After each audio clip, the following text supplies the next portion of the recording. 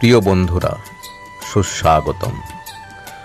প্রচলিত ধারণা হল শ্রীমদ্ বাল্মীকি রামায়ণ অনুযায়ী গোস্বামী তুলসীদাস শ্রী রামচরিতমানস রচনা করেছিলেন। এই বিষয়ে কোনো দ্বিমত নেই যে মহর্ষি বাল্মীকি রচিত রামায়ণের থেকে অনুপ্রাণিত হয়েই গোস্বামী তুলসীদাস তার শ্রী রামচরিতমানস রচনার কাজে ব্রতী হয়েছিলেন। কিন্তু কার্যক্ষেত্রে এই দুই মহাকাব্যের মধ্যে অনেক চমকে দেওয়ার মতো পার্থক্য লক্ষ্য করা যায়। এই পার্থক্যগুলোর মধ্যে যেগুলি বিশেষভাবে উল্লেখযোগ্য সেগুলি 3টি পর্বে আপনাদের সামনে তুলে ধরব। আজ তার প্রথম পর্ব। আজকের আলোচ্য বিষয় এই দুই মহাকাব্যের রচনাশৈলী এবং রচনাকাল। শ্রীমদ্ বাল্মীকি রামায়ণের আনুমানিক রচনাকাল খ্রিস্টজন্মের প্রায় 1500 বছর আগে, আর শ্রী রামচরিতমানসের রচনাকাল 1600 শতাব্দীতে। এই দুই মহাকাব্যের মধ্যে সময়ের ব্যবধান হল প্রায় 3000 বৎসর কালে। দুই মহাকাব্যের মধ্যে এই সময়ের ব্যবধানের কারণে যে আর্থসামাজিক পরিবর্তন ঘটে গেছে তার প্রতিফলন আমরা দেখি চরিত্র চিত্রণের ভিন্নতায়। এরপর আসি ভাষা প্রসঙ্গে। শ্রীমদ্ বাল্মীকি রামায়ণ সংস্কৃত ভাষায় রচিত। মহর্ষি বাল্মীকি তাঁর রামায়ণের শ্লোকগুলি অনুষ্টুপ ছন্দের সাহায্যে রচনা করেছিলেন এবং এতে মোট 24,000 শ্লোক আছে। এর আরও একটি বিশেষত্ব হল প্রতি 1000তম শ্লোকের প্রথম অক্ষরগুলি মিলিত হয়ে গায়ত্রী মন্ত্রের সৃষ্টি করেছে।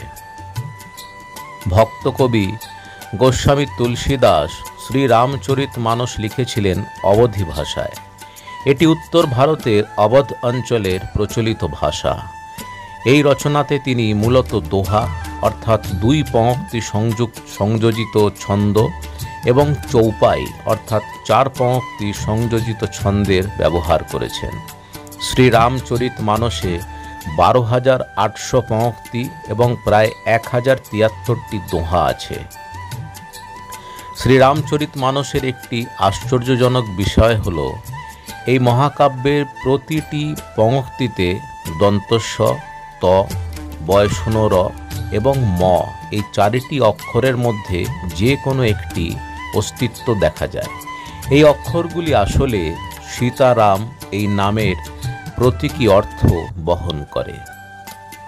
তৃতীয়ত, এই দুই মহাকাব্যের উপস্থাপনার ভিন্নতা। পৌরাণিক গবেষকরা মনে করেন মহর্ষি বাল্মীকি শ্রীরামের সমসাময়িক ছিলেন, তাই তিনি সম্পূর্ণ রামায়ণ নিজেই বর্ণনা করেছেন। এছাড়া শ্রীমদ্ বাল্মীকি রামায়ণের উত্তরকাণ্ডে পাওয়া যায় মহর্ষি বাল্মীকি নিজেই একজন চরিত্র, যার আশ্রমে মাতা সীতা গর্ভবতী অবস্থায় আশ্রয় নিয়েছেন, লব এবং কুশ জন্মগ্রহণ করেছেন। মহর্ষি বাল্মীকি তাদের শাস্ত্র এবং শস্ত্র শিক্ষা দিয়েছেন এবং শ্রীরামের অশ্বমেধ যজ্ঞের অশ্ব আটকানোর পর লব ও কুশ সেটাকে মহর্ষি বাল্মীকির আশ্রমেই নিয়ে এসেছেন। শ্রী রামচরিতমানস কিন্তু সম্পূর্ণ ভিন্নভাবে উপস্থাপিত হয়েছে। গোস্বামী তুলসীদাস তার একটি দোহাতে লিখেছেন, রচি মহেশ নিজ মানস রাখা, পাই সুসময় শিবাসন ভাখা। মহেশ অর্থাৎ দেবাদিদেব মহাদেব শ্রীরামের এই চরিত বা গুণাবলীর বৃত্তান্ত রচনা করে নিজের মানসপটে রেখে দিয়েছিলেন এবং উপযুক্ত সময়ে শিবা অর্থাৎ দেবী পার্বতীকে তিনি তা শুনিয়েছেন। সেই মহাদেব বিরচিত শ্রীরামের গুণাবলী গোস্বামী তুলসীদাস বর্ণনা করেছেন তাঁর শ্রী রামচরিতমানসে। চতুর্থত, শ্রীমদ্ বাল্মীকি রামায়ণ মোট 7টি কাণ্ড বা পর্ব এবং 500টি সর্গ বা অধ্যায়ে বিভক্ত।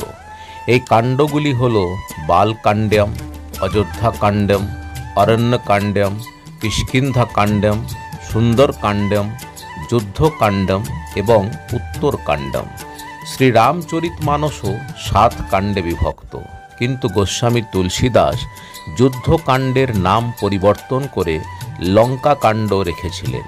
এই পরিবর্তনের প্রভাব এতটাই সুদূর প্রসারী যে আজও কোথাও কোনো বড় গণ্ডগোল হলে আমরা বলে থাকি লঙ্কাকাণ্ড বেঁধে গিয়েছে।